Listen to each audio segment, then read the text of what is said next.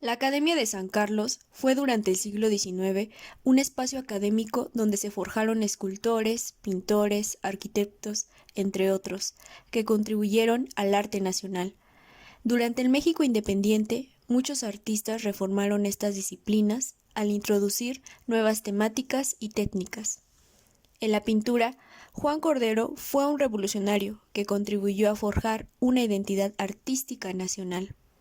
Bien, nos introduciremos un poco en la vida de este personaje y su formación académica para entenderlo plasmado en sus pinturas. Juan Cordero nació en Puebla en 1822 y murió en el año de 1884. Su pasión por el dibujo lo llevó a estudiar en la Academia de San Carlos en 1837, siendo su maestro Miguel Mata, un pintor veracruzano.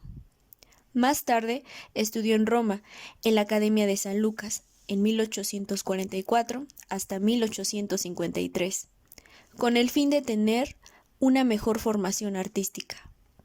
En Roma, natal de Carta, uno de los maestros más notables de la Academia de San Lucas, fue su maestro y una de las influencias principales, ya que le enseñó técnicas básicas como dibujo, perspectiva, composición y anatomía. Además, Juanito se identificó con los nazarenos, artistas en favor de temas religiosos. En sus primeros años como pintor, Juan fue un artista reconocido en la atmósfera artística de Roma, participando en exhibiciones estudiantiles. El artista mexicano mantuvo relación con la Academia de San Carlos, enviando sus obras para las exposiciones de la misma.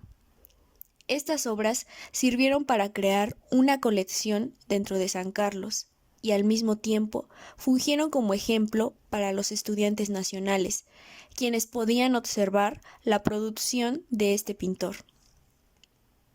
En Roma desarrolló un estilo dentro de sus composiciones. Comenzó a plasmar temas mexicanos, creando un estilo menos europeizante. Ejemplo de ello lo vemos en la obra titulada Retrato de los escultores Tomás Pérez y Felipe Valero, en 1847. En esta obra, Cordero plasma a dos individuos comunes, dos escultores mexicanos, Tomás Pérez y Felipe Valero, ambos estudiantes de San Carlos, y al igual que Juanito, se encontraban estudiando en Roma. Esta proyección coloca a Cordero como el primero en pintar tipos mexicanos en la pintura clásica. Además, pionero en representar a individuos que no pertenecen a la aristocracia política y social. Qué chido. Por fin el mexicano es representado en la pintura. La fisonomía mestiza de nuestros colegas es proyectada por primera vez. Corderito es el mejor.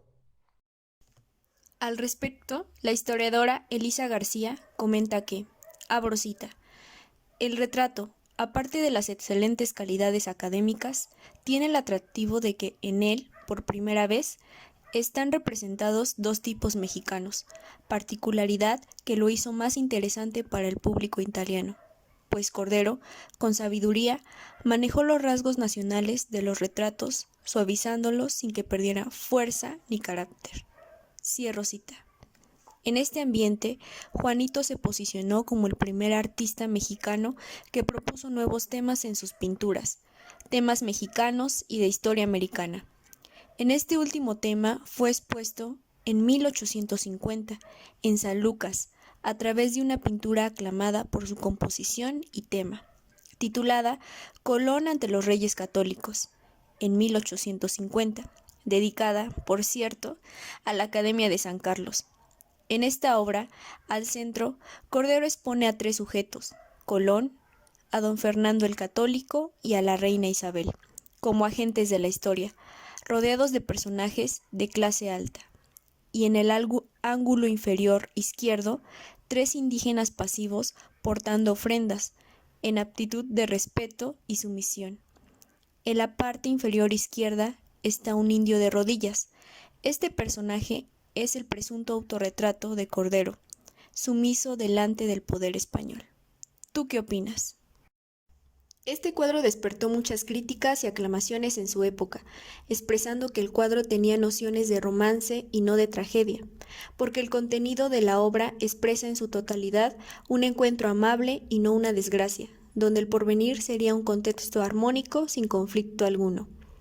El mismo Cordero comentaba su obra, abro cita: el inmortal navegante es digno de que se hubiesen ocupado y se ocupasen más de él los más distinguidos profesores, y aunque es demasiada audacia en mí, principalmente, me decidí al fin, después de largas vacilaciones, a consagrar el tributo de mi más pobre pincel a la manera imperecedera de ese punto histórico.